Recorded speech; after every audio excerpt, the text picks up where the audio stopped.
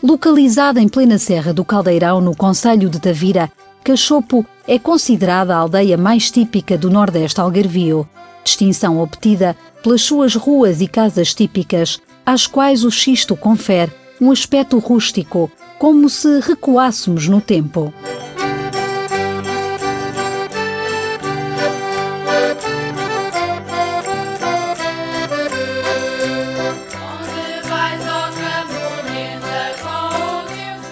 Esta sensação de recuar no tempo é especialmente intensa num passeio pela área envolvente de Cachopo, onde facilmente encontramos vestígios de ocupações pré-históricas, como as antas, que testemunham a presença humana nestas paragens desde há 6.000 anos.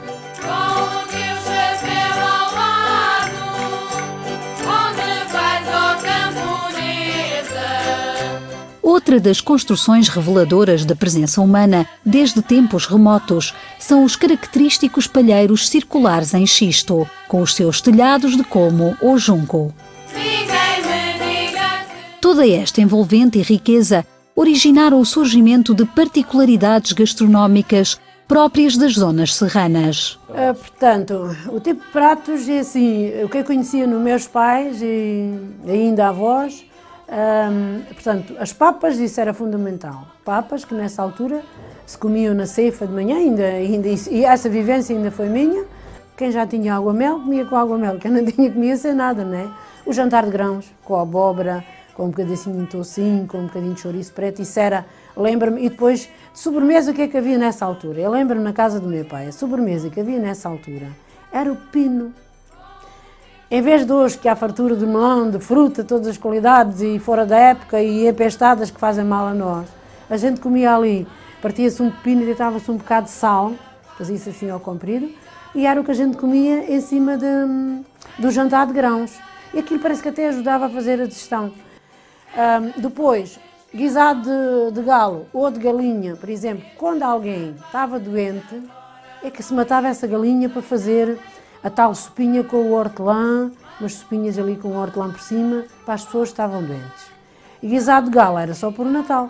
A sua posição geográfica torna Cachopo um local ideal para o aproveitamento da força do vento. Se outrora foram os moinhos a marcar a paisagem e a simbolizar o aproveitamento deste recurso, agora são as turbinas eólicas, que se erguem substituindo os antigos moinhos, agora mera atração turística.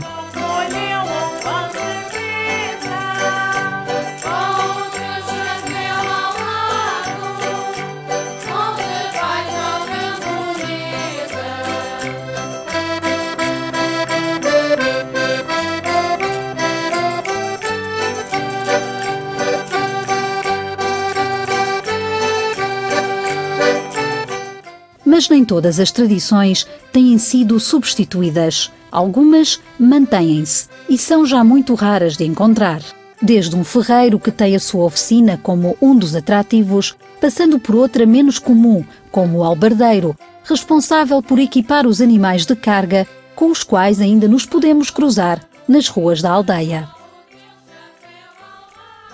Depois já há 25 anos quando comecei com isto, depois tenho 85, a princípio de aprender o ofício antes de casar, andei trabalhando por essas serras todas aí, havia aí trabalho também a montes, e depois casei aqui na aldeia, e depois vim morar para aqui, comecei a trabalhar, dei-me a aparecer trabalho de lolé, Porto de Limão, compravam para venderem nas feiras, ora não dava conta a fazer nesse tempo, não tinha oficina, comecei a trabalhar, corria essas serras aí todas aí sempre, com o material às costas, trabalhava na casa dos fregueses, e que acabava na casa de um freguês ia para outro, acabava o trabalho naquele monte, já depois chamavam para outro, andei 10 ou 12 anos trabalhando para outros fregueses.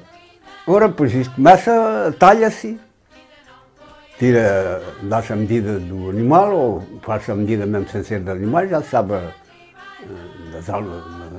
da albada ou do molinho, talhou-se e depois coce e depois começa-se a encher com a palha, 5 pio, para além.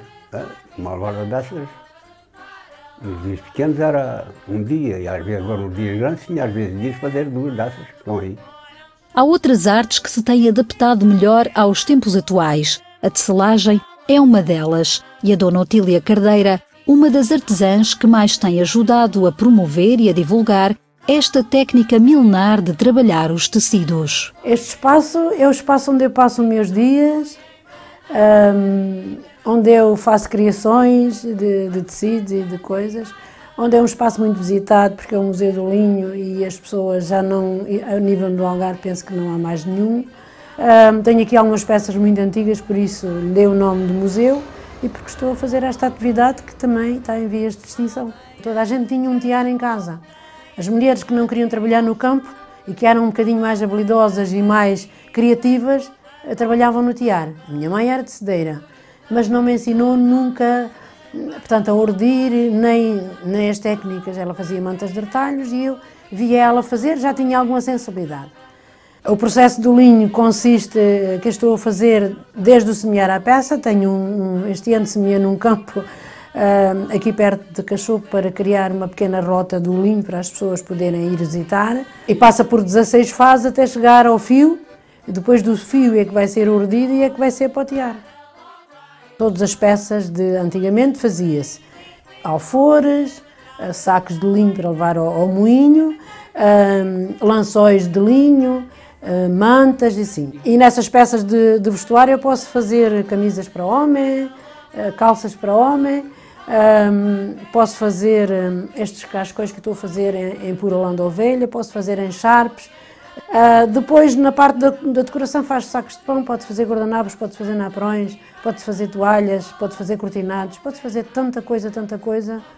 Como trabalho mais no tradicional, tento sempre fazer coisas mais modernas, adaptadas com os motivos antigos, mas que sejam funcionais. Graças a Deus que há pessoas que reconhecem esse trabalho e cada vez penso que a tendência é reconhecê-lo mais e esperamos que sim, né? Num qualquer percurso pelas típicas ruas de Cachopo, facilmente nos deparamos com a sua imponente Igreja Matriz, datada de 1535 e restaurada em 2007. Apresenta um interior muito particular, com o seu teto em madeira e os arcos com acabamento em pedra ao longo da sua nave central. O padroeiro é Santo Estevão, que dá nome ao edifício.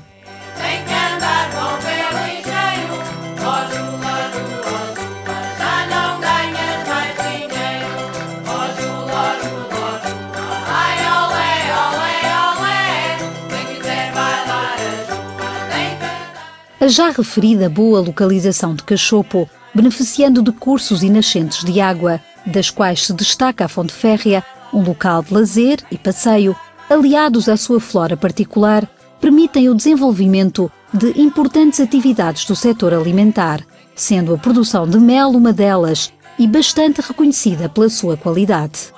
Se arranjar a primeira colmeia, pois ou pode-se encontrar um enxame, ou terá que se comprar a quem tem. Depois de ter a primeira colmeia, de pôr o primeiro enxame dentro de uma colmeia, uma caixa móvel, por exemplo, não é? Pois é ir desdobrá-la na altura que ela tem criações, que a abelha, a rainha põe criação, é fazer desdobramentos, daquela faz outra. E a gente programa aquilo, faz quando quer.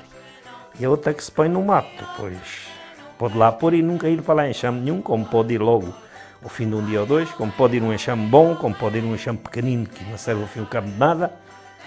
É mais incerto.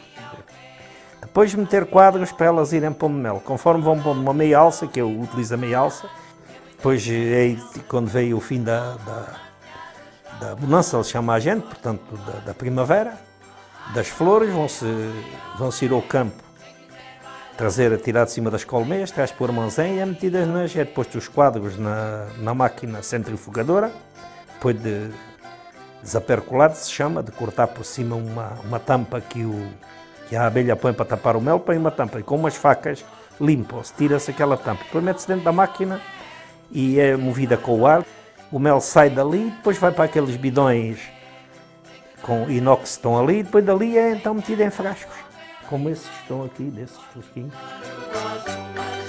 O mel com limão, o mel com leite, aquece dentro de um bocadinho, aquecia-se, ali no bico do fogão, e depois tomava-se aquilo bem quente. Para mim é uma receita muito boa para a gripe. Há a possibilidade também de fazer isto, o pólen, ou então o gelé real, que há quem faça, o própolis, que é muito bom, que é um produto dos frasquinhos para quando há uma ferida, para a cicatrização também é bom. O veneno da abelha também é bom.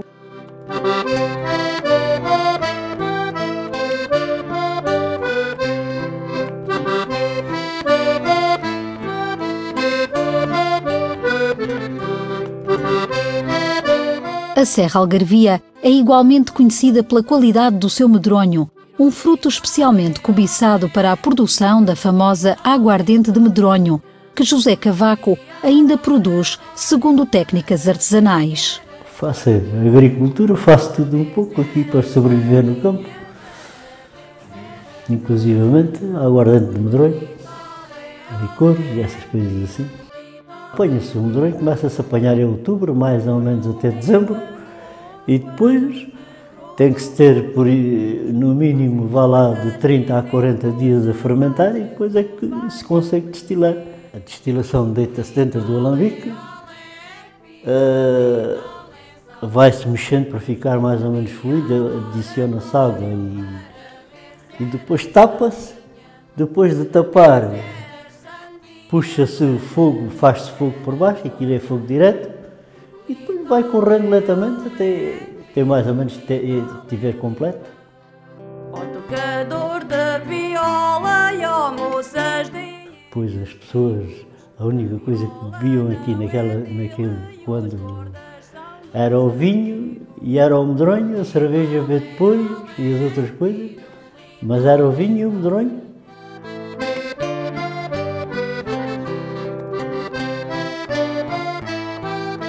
São todas estas particularidades próprias das gentes e locais da Serra que constituem a riqueza de Cachopo, algumas das quais podem ser apreciadas no seu núcleo museológico, mas que devem ser complementadas com uma ampla exploração de toda a freguesia.